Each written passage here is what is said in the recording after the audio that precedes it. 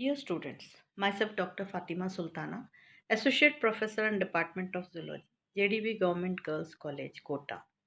Today we are going to discuss about transformation, one of the type of recombination in bacteria.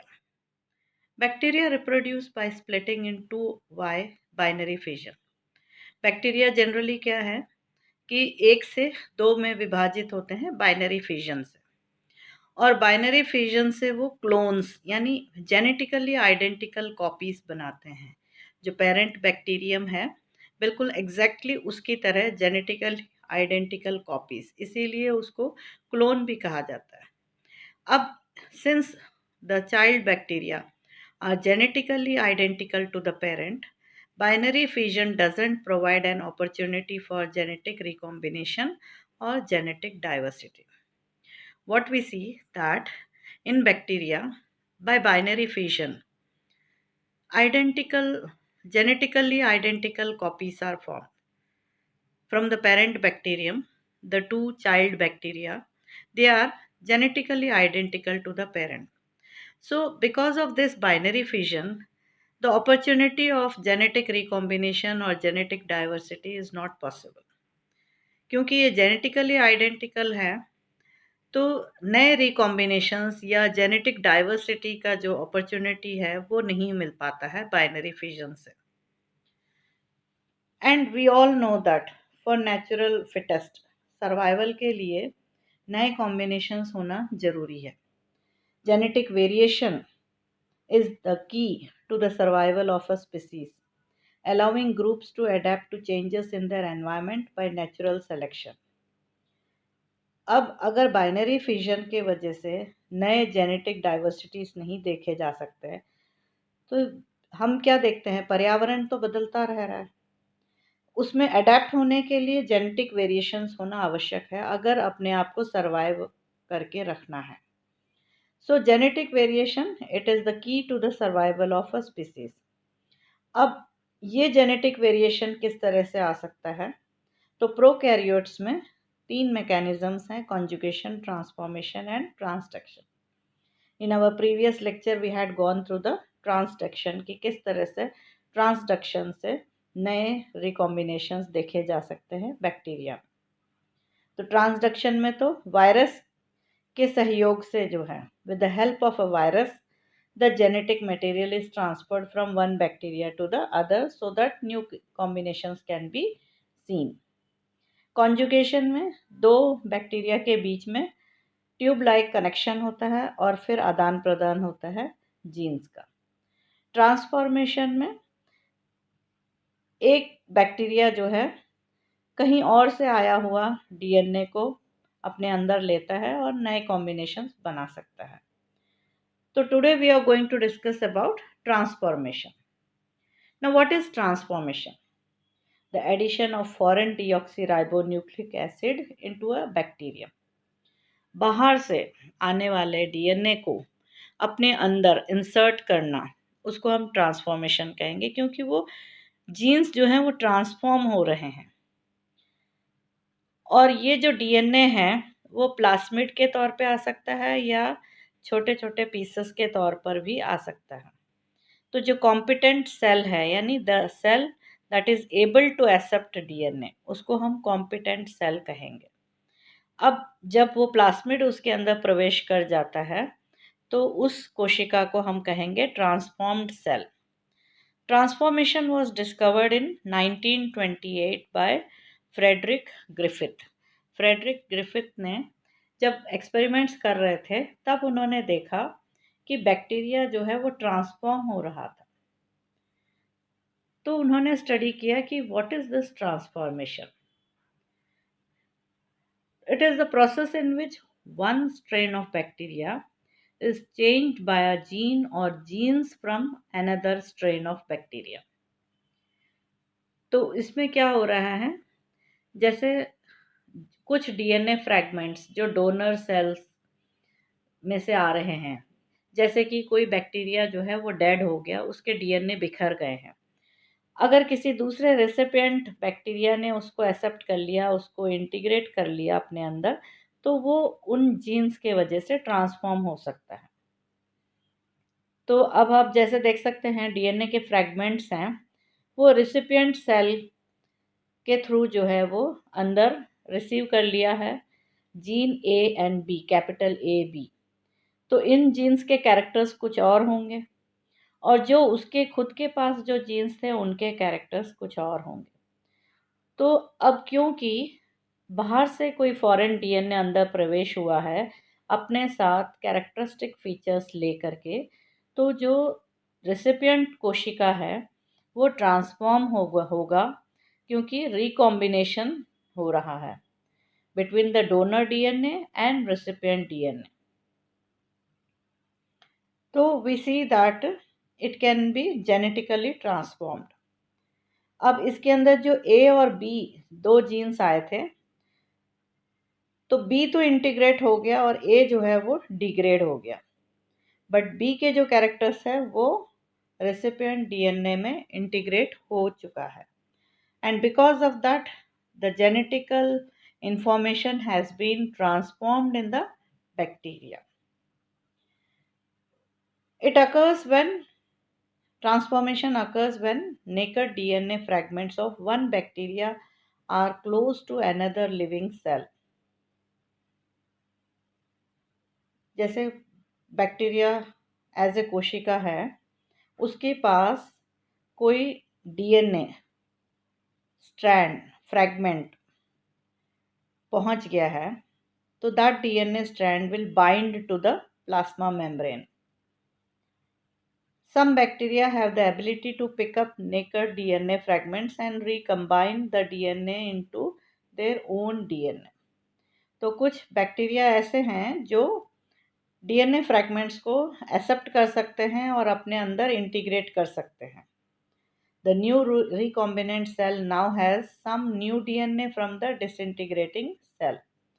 The now transformed bacteria could have just picked up a new virulence factor or antibody resistant. तो क्या होता है कि जो naked DNA है किसी ऐसे bacteria के पास पहुंचा है जो उसको एक्सेप्ट करने के लिए रेडी है, तो प्लाज्मा मेम्ब्रेन के साथ वो अटैच होगा. एंजाइम्स जो हैं डीएनए को कट करेगा और छोटे छोटे टुकड़ों में करेगा, और कुछ एंजाइम्स ऐसे होते हैं जो डीएनए स्ट्रैंड को ब्रेक करेंगे, क्योंकि डबल स्ट्रैंडेड है ये, तो उसको सिंगल स्ट्रैंड करेंगे. अब वो सिंगल स्ट्रैंड जो है प्लाज्मा मेम्ब्रेन के थ्रू बैक्टीरिया के अंदर प्रवेश कर गया और उसका खुद का जो इट्स ओन डीएनए में इंटीग्रेट हो गया. बैक्टीरिया का जो डीएनए है उसके अंदर वो इंटीग्रेट हो गया. तो अब जो बाहर से जो डीएनए गया है, या तो वो वायरुलेंस होगा, यानी कोई डिजीज कॉजिंग हो सकता है, या कोई एंटीबॉडी रेसिस्टेंट जीन हो सकता है. तो depending on the type of the gene, the bacteria will get transformed. In transformation, a bacterium takes in DNA from its environment. Now often DNA that's been shed by other bacteria, यानी दूसरे bacteria जिसके अंदर से DNA बाहर आ गया है किसी वजह से, या वो बैक्टीरिया उसकी डेथ हो गई है, it died, the DNA will come out. In a laboratory, the DNA may be introduced by scientists. Laboratory में भी जो है आर्टिफिशियली भी डीएनए को इंसर्ट कर सकते हैं किसी दूसरे bacterial cell. If the DNA is in the form of a circular DNA called a plasmid, it can be copied in the receiving cell and passed on to its descendants. Imagine that a harmless bacterium takes up DNA for a toxin gene from a pathogenic species of bacterium. If the receiving cell incorporates the new DNA into its own chromosome, it too may become pathogenic. तो DNA जो है environment में से bacteria भी accept कर सकता है या लैब के अंदर उसको इंसर्ट भी कर सकते हैं.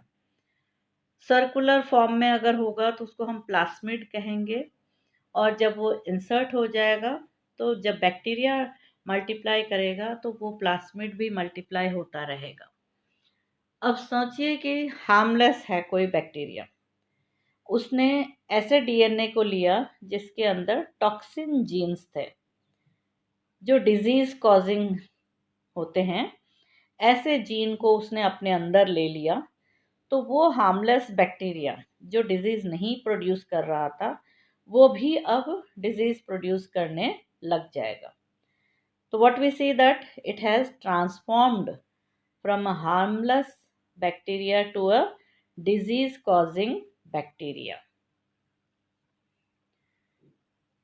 बैक्टीरियल सेल किसी दूसरे अन्य के अंदर से डीएनए फ्रैगमेंट्स बाहर आ गए हैं और वो किसी रेसिपिएंट से ले लिया गया है और उसके क्रोमोसोम के अंदर उसके डीएनए में वो इंटीग्रेट हो गया। तो अब जो रिसिपिएंट सेल है वो ट्रांसफॉर्म हो जाएगा। प्लास्मिड को लिया तो पूरा का पूरा प्लास्मिड इसके अंदर आ जाएगा और जब जब क्रोमोसोमल डीएनए रेप्लिकेट होगा तब तब प्लास्मिड भी रेप्लिकेट होते रहेंगे। तो प्लास्मिड में जो जीन्स हैं उनके कैरेक्टर्स उस रेसिपिएंट बैक्टीरिया में भी देखे जा सकते हैं। दो तरह से हो सकता है, या तो डीएनए फ्रैगमेंट्स को इंटीग्रेट करें या राउंड सर्कुलर प्लास्मिड पूरा का पूरा जो है वो बैक्टीरिया के अंदर इंटीग्रेट किया जा सकता है। तो in both the cases the bacteria is transform होगा, चेंज होगा, क्योंकि नए फॉरेन जीन्स उसके अंदर आ गए हैं। ट्रांसफॉर्मेशन हीट शॉक मेथड से भी किया जा सकता है, जैसे कि बताया था लैब के अंदर भी इंसर्ट कर सकते हैं। Bacteria and plasmids are placed in culture together. Bacteria को और प्लास्मिड्स को कल्चर के अंदर डाला और उसको ट्यूब के अंदर रख के वाटर बाथ में रखा।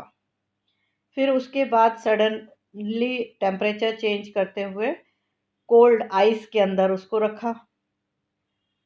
तो because of this sudden extreme change in temperature, plasmid जो है वो बैक्टीरिया से एक्सेप्ट कर लिया जाएगा। That is the plasmid can get inside the plasma membrane of the bacteria. This is called heat shock method. पहले वाटर बाथ में रखा और फिर सडनली उसको आइस कोल्ड आइस के अंदर रखा। तो because of the extreme sudden temperature change, it allows the plasmid to be taken up into the bacterial cell.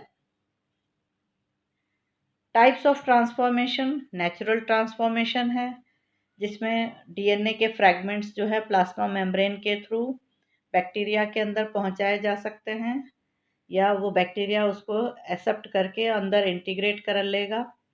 और आर्टिफिशियल ट्रांसफॉर्मेशन जो कि केमिकल ट्रीटमेंट, फिजिकल ट्रीटमेंट या एंजाइमेटिक ट्रीटमेंट, इनसे भी जो है लैब के अंदर डीएनए को इंटीग्रेट करके बैक्टीरिया को चेंज कर सकते हैं, जैसे हार्मलेस को हार्मफुल में कर सकते हैं, या जो बैक्टीरिया एंटीबॉडी रेसिस्टेंट नहीं था उसको एंटीबॉडी रेसिस्टेंट भी बनाया जा सकता है। So the bacteria can be transformed artificially also. So there are two types: natural transformation and artificial transformation. Now, why transformation? Transformation has been an incredible tool in biology as it has allowed scientists to insert new DNA into bacterium and cause genetic changes. क्यों ज़रूरी था? Transformation जो है it is an incredible tool. Because of this tool, novel things could be made by scientists. They used it to mass produce plasmids or test new plasmids for future use. बहुत सारे experiments करने में helpful रहे हैं ये transformation as a tool in genetic engineering, जैसे कि insulin production. Human cell में से इंसुलिन बनाने वाले जीन्स जो डीएनए का वो फ्रैगमेंट है उसको स्लाइस करके the gene responsible for insulin को निकाल लिया। अब बैक्टीरिया के अंदर प्लास्मिड में उस जीन को इंसर्ट कर दिया और सुटेबल बैक्टीरियम में उसको इंसर्ट करवा दिया गया। That plasmid was inserted into the bacteria. अब bacteria we all know that it multiplies very fast. तो जैसे जैसे बैक्टीरिया का क्रोमोसोमल डीएनए मल्टीप्लाई होगा, प्लास्मिड भी मल्टीप्लाई होगा और उसके अंदर जो जीन फॉर इंसुलिन वो भी मल्टीप्लाई होंगे। तो we see that in a short period of time number of copies of insulin have been produced. तो इस तरह से क्या है, इंसुलिन जो जीन है रेस्पॉन्सिबल फॉर प्रोड्यूसिंग इंसुलिन, जो डायबिटिक पेशेंट्स के लिए बहुत ज़रूरी होता है as a medicine, it can be produced in large scale. Similarly growth hormone, transforming bacteria जो है उसके अंदर ह्यूमन सेल में से जो ह्यूमन ग्रोथ हार्मोन के लिए जो जीन्स रेस्पॉन्सिबल हैं उसको निकाल लिया है। ई कॉली आर आई रेस्ट्रिक्शन एंजाइम को यूज़ करके उसको कट करके निकाला है। सेम रेस्ट्रिक्शन एंजाइम से प्लास्मिड में भी कट लगाया है और जो स्टिकी एंड्स हैं वो दोनों आपस में अटैच हो गए और एक प्लास्मिड रेडी हो गया जिसके अंदर ग्रोथ हार्मोन के लिए जीन्स प्रेजेंट है। Now this plasmid will be transferred to a bacterial cell, and now this bacterial cell which has been transformed, that is containing gene for human growth hormone, it can be produced in large scale, बहुत अधिक संख्या में produce किए जा सकते हैं because bacteria multiplies very fast. So we see that how helpful they are, कितने तरह के टूल्स में इस्तेमाल हो सकता है जेनेटिक इंजीनियरिंग के अंदर। Thank you so much.